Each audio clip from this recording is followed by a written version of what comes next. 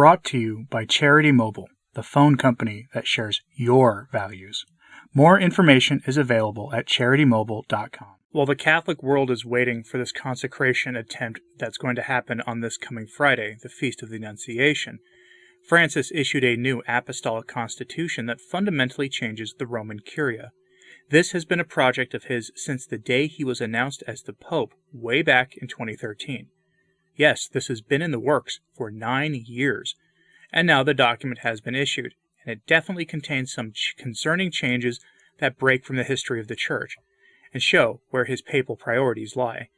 And look, just because he's going to attempt the consecration in a few days, which is a good thing, it does not mean that he should escape scrutiny for the things that he's doing otherwise.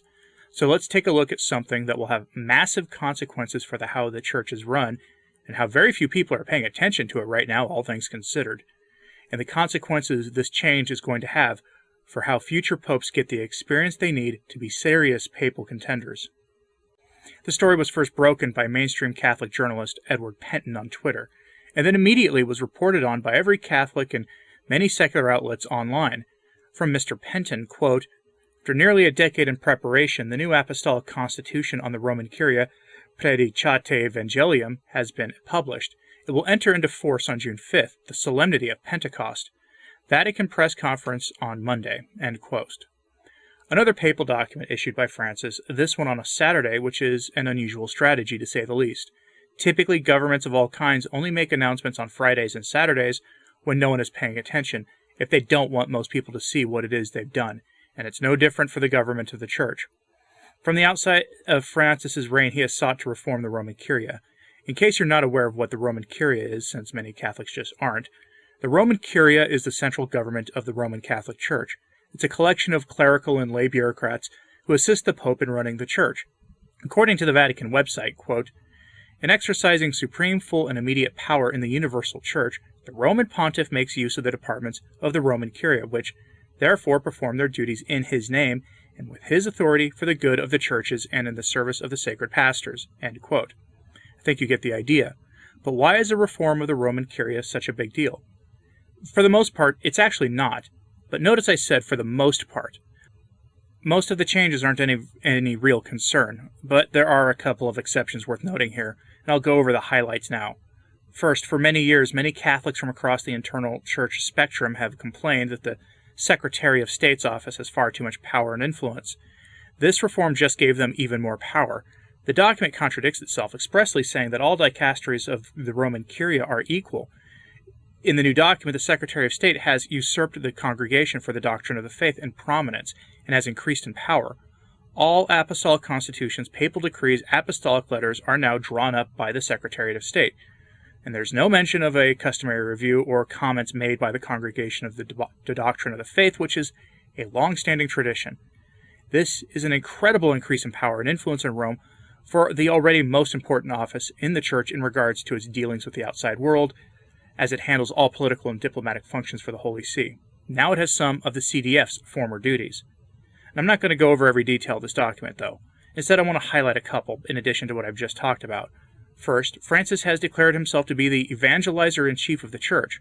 That's not entirely a new thing. I mean, the Pope is the shepherd of shepherds and the vicar of Christ, but how he envisions this is interesting to say the least, and in full keeping with his program of modernism.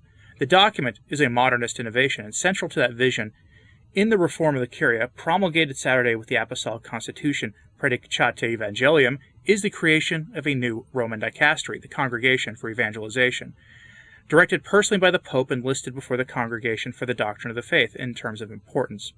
This is a key symbolic move. Here the program of Francis becomes apparent. The Church's orientation is primarily pastoral in this vision, not dogmatic. In the new Curia, the protection of the truth of the faith is no longer as important of a role as just pastoralness. Remember that Francis hates evangelizing and has publicly rebuked missionaries and lay groups for, spreading the gospel and working to bring souls into the Church. That's a matter of public record, so placing himself as the chief evangelizer in the Church is kind of a funny move, until we see how it is now listed ahead of the Congregation for the Doctrine of the Faith. Being pastoral is more important than the integrity of the faith, which is not exactly a groundbreaking observation when we're talking about how Francis has prioritized his message and his tolerance for heresy. It's all pastoral with no dogmatic integrity, so that's not surprising. As this change develops, I'm going to certainly have a lot to say about it in the future, especially in the coming weeks when we start to see these things implemented. But another change has captured the attention of both secular media and the worst of Catholic media, because it's another break from our historic past and an embracing of those secular values embodied by the German Synod on Synodality. From Reuters, we get this headline: Pope rules baptized lay Catholics, including women, can lead Vatican departments. That's a huge change, and it's frankly not one for the better. Traditionally, the government of the Church was run on behalf of the Pope by priests and bishops, and it was a testing ground for future papal contenders to cut their teeth in the governments of the Church by actually doing the job and getting to know the cardinals who will decide who will be the next Pope. Now, that has been diminished by putting laity in charge of things. From the article, quote, Francis introduced a landmark reform on Saturday that will allow any baptized lay Catholic, including women, to head most Vatican departments under a new constitution for the Holy See's central administration. For centuries, the departments have been headed by male clerics, usually cardinals or bishops, but that could change from June 5th when the new charter takes effect after more than 9 years of work. The 54-page constitution called Predicate Evangelium, Preach the Gospel, was released on the 9th anniversary of Francis's installation as Pope in 2013 and replaces one issued in 1988 by Pope John Paul II. Its preamble says, the Pope, bishops, and other ordained ministers are not the only evangelizers in the Church, adding that lay men and women should have roles of government and responsibility in the central administration, known as the Curia. The principal section of the Constitution says, any member of the faithful can head a dicastery, or curial department, or organism, if the Pope decides they are qualified and appoints them. Under the 1988 Constitution, the departments, with a few exceptions, were to be headed by a cardinal or bishop and assisted by a secretary, experts, and administrators. The new Constitution makes no distinction between laymen and laywomen, though experts say at least two departments, the Department for Bishops and the Department for Clergy, will remain headed by men because only men can be priests in the Catholic Church. End quote. Well, that's a relief, I guess, though who knows if that'll last. That change is an indication of the state of the Church, which looms over everything in our time, including the forthcoming attempt at fulfilling Our Lady's request from Fatima, since the state of the Church is why Francis has been trying to reform the Roman Curia and reform it in his own image. I say the state of the Church looms over this because, frankly, the Church has been careening towards absolute catastrophe for decades, and it is evident in the words from Francis that I have here. A secular outlet has this story with the following headline: Pope Francis, prepare lay people for the day there are not enough priests. You remember that smaller, poorer church that then Father Ratzinger prophesied about in the late 1960s? It's practically here. From that article, quote, Pope Francis said Thursday he worries about the day there are not enough priests, proposing the formation of lay people as the remedy. Addressing a delegation from the Order of Augustinian Recollects in the Vatican, the pontiff commented on their falling numbers of vocations, urging them to entrust their charism to the laity. From 8 provinces of Augustinian Recollects, there are now 4, the Pope noted, meaning that, in terms of numbers, we are going downhill, and this is a reality that we cannot ignore.